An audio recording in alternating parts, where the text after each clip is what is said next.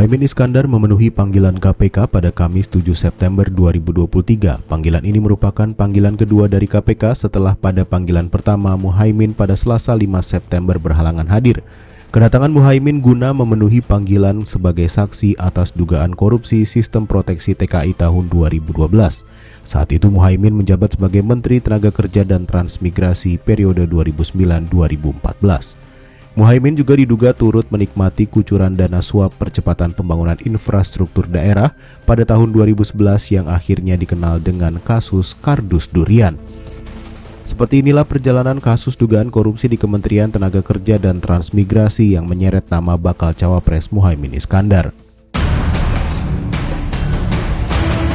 Pada 25 Agustus 2011, dua pejabat tinggi Kemenakertrans diciduk KPK dalam operasi tangkap tangan, yakni Sekretaris Ditjen Pembinaan Pengembangan Kawasan Transmigrasi Inyoman Suisnaya dan Kepala Bagian Perencanaan dan Evaluasi Program Kemenakertrans Dadong Irba Relawan. Keduanya tertangkap bersama seorang pengusaha bernama Darnawati yang diduga memberikan uang suap senilai 1,5 miliar rupiah dalam kardus durian untuk proyek PPIDT di 4 kabupaten yakni Kerom, Mimika, Manokwari, dan Teluk Wondama. Kardus durian berisi uang suap 1,5 miliar itu ditemukan petugas KPK di Kemenakertrans yang selanjutnya diduga akan masuk ke rekening milik Muhaimin. Hal itu pun diakui anak buah Muhaimin, Dadong Irba Relawan, yang menyebut bahwa ada kesepakatan komitmen fee sebesar 1,5 miliar rupiah dari Darnawati yang diduga akan diberikan kepada Bapak Menteri. Adapun kasus yang kini tengah diselidiki lebih lanjut mengenai dugaan adanya korupsi pada sistem proteksi tenaga kerja Indonesia.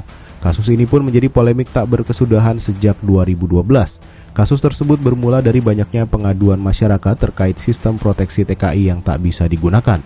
Padahal dana yang digunakan untuk pengadaan sistem proteksi TKI ini bernilai fantastis, yakni mencapai 20 miliar rupiah. KPK menyebut ada dugaan penggelembungan dana atau markup dalam proyek sistem proteksi TKI tersebut.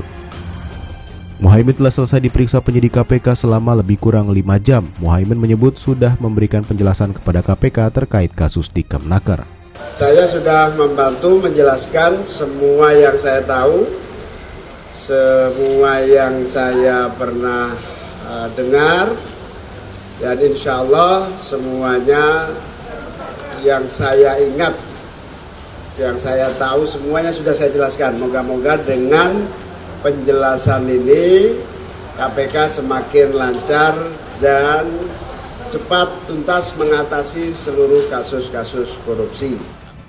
Pemanggilan Muhaimin ke KPK tentu menyita perhatian banyak pihak sebab terjadi hanya berselang seminggu dari pendeklarasian dirinya menjadi bakal calon wakil presiden mendampingi Anies Baswedan.